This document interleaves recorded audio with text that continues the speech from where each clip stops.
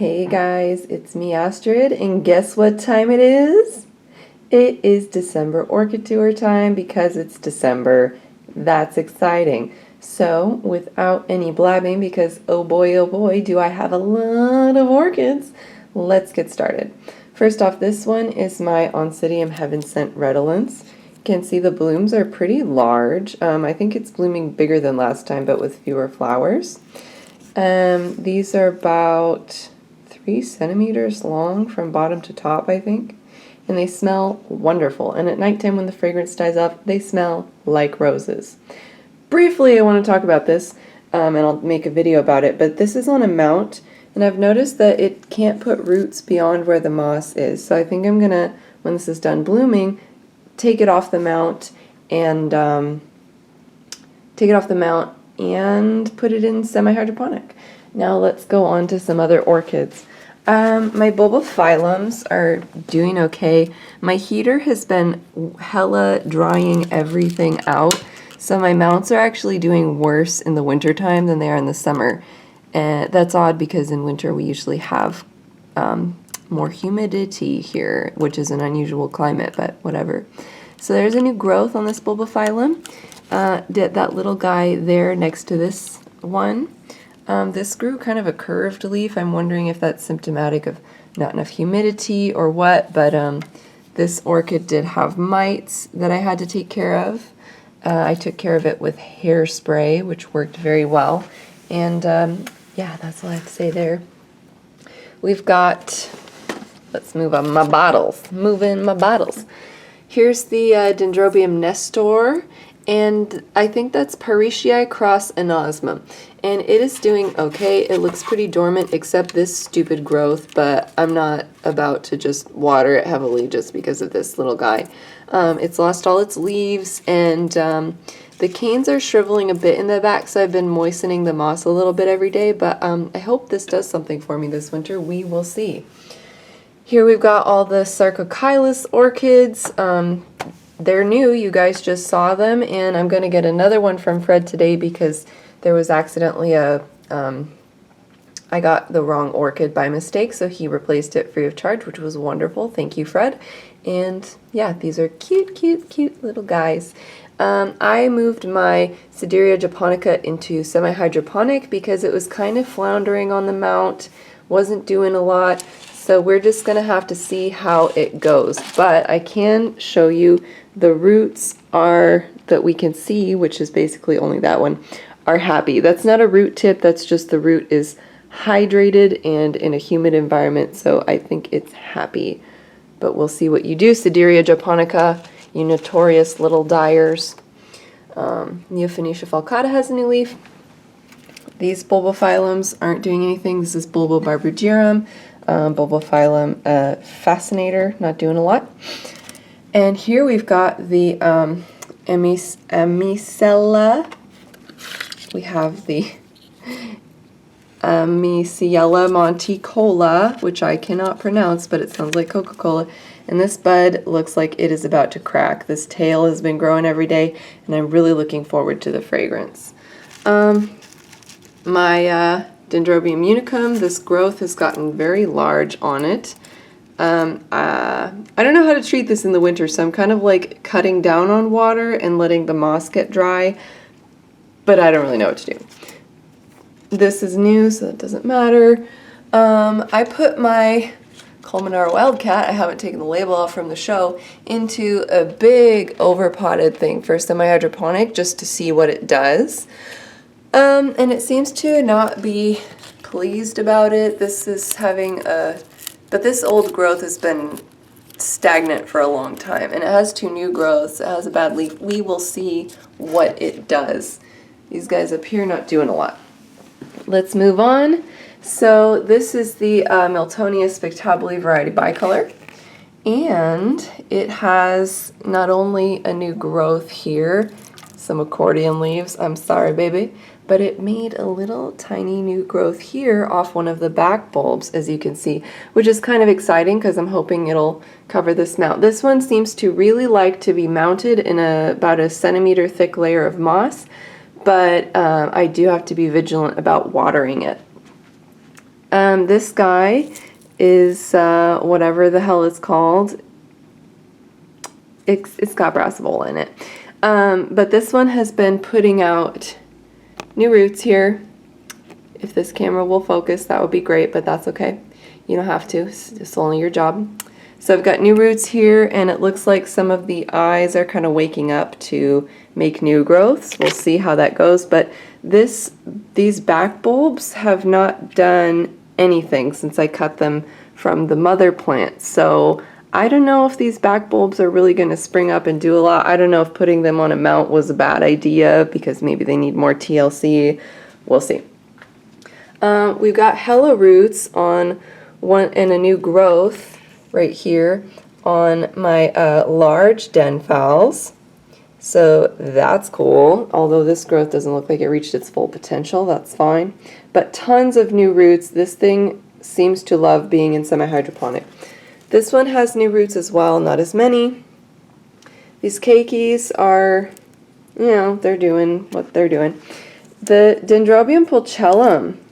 So I don't know if you guys that I gave divisions of this watch my videos regularly enough to see this, but mine is not doing so hot. I don't know if it's I didn't give enough water. I don't know what. This is a species orchid. I think I bit off more than I could chew. This one might not make it for me, but we'll see. The Dendrobium is doing just fine. It is still in bloom, and this other one still has a spike, a new spike opening buds. If you want a good flowering, easy to grow orchid, these, absolutely these, OMG. I got these, I think, like in summer, and they're still blooming, which is awesome. Here's the Cattleya Chocolate Drop Kodama, not Kokodama, Kodama. That was my mistake before. New growth is doing well, and these roots shot out like overnight, like this root and this root. I swear to God, I did not see them yesterday, and they're just like, hey, we're going out of the pot, bye, Mom. And I'm like,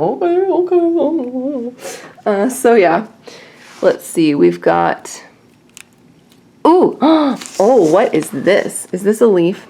This is my Cattleya forbesii. Yes, and I've just been waiting on it. I know it's bloomed before I leave the spikes to remind me that it can indeed bloom. And I think this is a new leaf as opposed to a sheath. It's not translucent. I haven't had much experience with sheaths, so I don't know, but this new leaf is kind of new. I think this leaf just opened so I can see this leaf inside of it. But it's doing okay, but also it's like just made that one stupid root and hasn't really been rooting itself down well, so I'm wondering maybe when this growth gets a little bigger if it won't go ahead and make some more roots. Stupid plant, make more roots.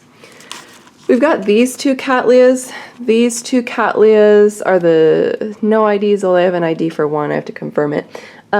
These had a mold issue in the semi-hydroponic. And because they are Cattleyas, I knew that I could dry them out with little repercussions. So to deal with the mold, I have my fan right here blowing on them, and I also let them dry out completely. And that seems to have taken care of the mold. It was just a light, white, fluffy mold. But yeah, they've got nice roots. This one has a fantastic new growth that has come only since I put it in semi-hydroponic. So this healthy new growth is about as tall as the old growth. We'll see if it gets as fat, but that's nice to see. We've got the Brassavola green bird, as it was just registered a month ago. This one, I don't know. It's keeping its strength. It's still pushing to survive, but it's not growing new roots. I don't know if it's just on a slow decline, but I want stuff that has Brassavola in the background, especially 3/4 Brassavola parentage, to do better because they grow like weeds, but this one is really suffering. We will see what happens. Brassavola nodosa, you won't make blooms. I have to watch Danny's channel and see her Brassavola nodosa hybrid Brassavola little stars, which is a relative of you, and and you're not even blooming for me. That's bullshit. You have till January, and then I'm selling you. I'm selling you. Like, look, this thing makes little sheaths. You see that? Sheaths, and then they dry up. You see? Dry up. I don't know what you're doing. I don't know what you're thinking. You're wrong. You're not smart. You're not loyal. Okay? Anyway, my Prosthecia cochleata seems to have made a sheath, but I'm a giant idiot, and I was trying to fix the wrinkled leaves on this one, tore off a sheath. I was trying to fix the wrinkled leaves on this one, tore off a sheath. So now I'm down to this sheath off of a new growth, and there's another one. You can't see anything if the leaf is there. There's another one down here, another sheath, but it's on accordion leaves too. So lesson learned, next year I'll water you more often, baby. I'm sorry. I'm sorry. We've got the Vanda sanderiana. I don't know if this is my fault that this leaf didn't grow all the way, but if this orchid's health kind of declines slowly for a couple months, I'm definitely going to sell this at my Orchid Society. This is beautiful orchid. It deserves love, hugs, and all that. But its little tied up roots are doing well. This guy's unruly. My Vanda orchid babies from Motes are doing literally nothing. So the roots are still green and healthy. I don't know, are Vandas slow to put roots out, or do they just not like my cooler climate? I don't know. Let's see. Something cool is that the Mormodia Jumbo World, I messaged Fred Clark about this, asking like, hey, I think that this orchid is like going into dormancy, hence, you know, yellowing leaves, but also it has 3 new growths at the base, and I don't know if I should water or not. He said, oh, no, I picked that orchid for you because those are spikes. So for those of you new to Cattleya types, and this I'm only telling you what other people told me who are experts on growing these, these are new growths, and Brittany told me this as well. Sometimes these are new flower spikes, and sometimes a new flower spike does put some roots down. And Brittany said it might be because they need a lot of water to sustain the flower spikes, so maybe they put a couple extra little baby roots down to sustain that. But yeah, these 3 things are flower spikes, and I'm really hoping that they do well for me. I'm crossing my fingers hard. I'm real excited. So please, baby, please, Mormodia, give me a beautiful display. I love you. Let's see, we've got this Cattleya not doing anything, no sheath for me, so yeah, but the new growth is coming along okay. Ivanagar apple blossom, it kind of just killed off all of its roots, and it made a new growth here, and it's just putting down these new roots into the semi-hydroponic media. So I kind of just have to wait for this one to recover. I don't expect blooms this year, let alone a nice bloom display, but maybe next year. You can see these pseudobulbs have gotten super wrinkled, and that's because it just killed off all the old roots when I repotted it. So bad baby, you're getting spanked. Getting spanked. Yeah, no new growth. This is that green spotted Cattleya that I showed you guys. Its leaves are all getting wrinkled, but it is putting out a bunch of fat new roots down into the leca pellets. So I take that as a sign of encouragement. We got one way in the back there, in the depths back there, lots of them, and a new growth looks like it's starting. So I think that it's going to feed off its old bulbs, it's going to kill off a few of the old bulbs, and then the new growths are going to settle themselves in, and hopefully that'll do well. Let's see. I think here we have a really good case of edema in the leaves that is blistering due to too high of a water concentration. I think there's a good article about it from the St. Augustine Orchid Society. This grosses me out, so I really can't wait for these leaves to fall off. This gives me a really horrible reaction looking at it. I'm like, ooh, but I'm touching it because I'm brave. But you can see here, if you push on this, the liquid kind of pushes around. These are like little blisters on the leaves, and I think they just come from getting a little too much water and a little too cool of temperatures, I think. Don't quote me on this, I'm not the expert here, but that's what I think. But this one is the I don't think it's a Cycnoches. Richard Brandon? I don't know. Please correct me, someone. And I don't know if these buds here that are yellow are blasting or if they are just turning yellow because that's the color that they're going to be. I know some of these guys bloom a little yellow, but we'll see. We'll see what you're going to do. Yes. I hate my polka dot plant. I want it to die. I'm so over it. But we've got orchids, these phals going into spike. I have several Phalaenopsis orchids in spike, and this one is in spike. It's very hard to see, but you look right down here, and you can absolutely see that is a spike, not a root. And the spikes tend to have more of a matte finish, have more of a leaf appearance that looks like the leaves, and the roots tend to be shinier, and that's one way I knew. And this little sneaky guy, the Stewartiana hybrid I have, is putting out a spike right here. You see that? I didn't do anything special with this. I left it on the floor. I kind of underwatered it and then overwatered it, and no special treatment whatsoever, and it's pushing out a spike. So I think this will be a nice, vigorous growing orchid, and I'm very, very excited to have this guy in my collection. My Paphs are doing okay, Paph Appletonianum, but my Paph Magic Lantern, its growths keep kind of rotting away, so I don't know what to do here. Whatever, what are we going to do? Here's the other spike, the first ever Phalaenopsis spike I got, and it is coming along nicely. And a nice thing here is you can see a root right next to the spike. You can see the root is shinier, you see that? And the spike is more matte like the leaves, you can see. And I love that I know immediately, like it can be 1 millimeter long, I know if it's a root or a spike because of this.